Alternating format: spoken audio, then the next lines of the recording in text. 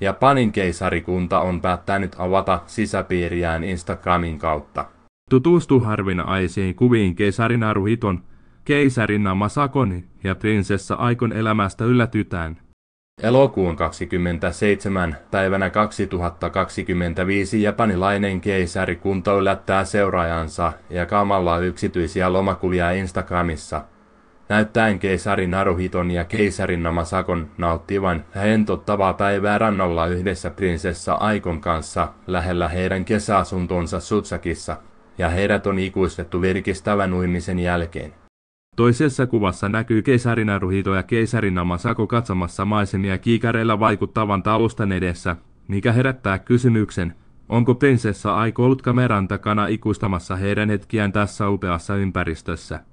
Joulukuun 1. päivänä 2024 japanilainen palatsi julkaisee uusia kuvia prinsessa Aikon 23 syntymäpäivän kunniaksi, joista ensimmäiset ovat prinsessan muotokuvia hedelmäpuiden keskellä keisarikunnan puutarhassa, vuoden idyllisen ja rauhallisen tunnelman. Prinsessa Aikon kasvoilla loistaa tyytyväinen hymy, kun hän katsoo uutta elämävuottaan täynnä odotuksia ja mahdollisuuksia, mikä heijastaa hänen optimistista ja iloisesta luonteestaan tässä erityisessä hetkessä.